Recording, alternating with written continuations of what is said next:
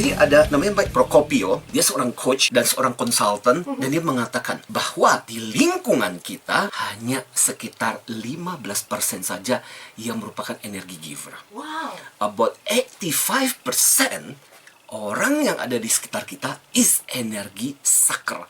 Orang yang menghabiskan energi kita dengan luar biasa. Yang disebut energi sucker itu tidak selalu harus orang luar. It can be somebody that very close to you. Orang-orang yang berada di sekitar kita. Ini bisa terjadi di tempat kerja. Dan ini juga bisa terjadi di rumah, di lingkungan kita. Itu yang kita perlu waspadai. Ada berbagai bentuk menghabiskan energi itu. Ada yang dengan komplain. Ada yang dengan menghakimi, ada yang dengan menasihati. Jadi energinya didapat dengan menjadikan orang lain sebagai bagian dari korbannya dia. Bagi mereka adalah dunia adalah sumber daya untuk saya serap. Itulah energi buat saya. And I don't care whether saya memberikan energi atau tidak. Makanya orang-orang ini kemudian menjadi nyebelin banget. Dan dijauhi akhirnya. Jadi senyuman orangnya nggak tersenyum. Bayangkan wajahnya saja udah menyerap energi kita. Terus respon yang muncul bisa dalam bentuk banyak kritik. Dengan mengkritik orang, dia merasa jauh lebih tinggi. Dan energinya itu diperoleh dengan membuat orang menjadi lebih down. Juga dalam bentuk bagaimana dia merespon terhadap sesuatu. Nggak ada apresiasinya, nggak ada bersyukurnya. Beberapa kisah yang bisa kita kaitkan kalau kita kumpulkan dari cerita-cerita orang-orang yang merasa bagaimana orang yang energi sucker ini adalah satu, orangnya egois. Buat dia yang penting adalah all the world is about me. Jadi energi kita betul-betul harus dihabiskan buat dia. Ketika kita cerita, ketika kita berkisah tentang diri kita, nanti akan dibalikin lagi kembali ke dirinya. Punyamu mah nggak ada seberapa apanya. Lu tahu nggak apa yang gue alami? Balik lagi ceritanya.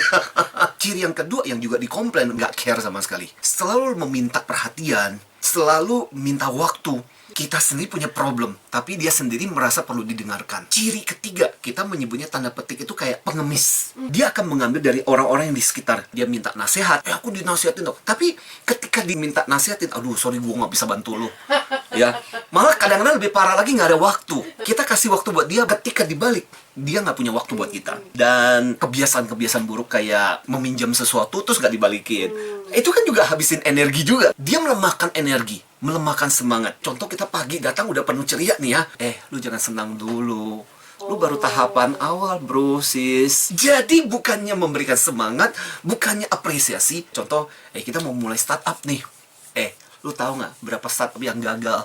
Lu terlalu optimis lu. Yang menarik adalah ketika kita mengidentifikasi, menganggap dia itu energi sucker, dia mengatakan enggak, aku ini korban. Kalau di dalam psikologi itu kan ada yang namanya the dark triad. 3 sekawan kelam. Tipe personality yang paling menghabiskan energi. Tipe Machiavellis yang menghalalkan segala cara untuk mencapai tujuan. Tipe yang kedua adalah narsisistik, yang dunia ada untuk memuja saya. Dan yang ketiga adalah yang kita sebut psikopat atau sosiopat. Wah, ini sadis. Dia menikmati penderitaan orang lain. Dia dapat energi dari situ.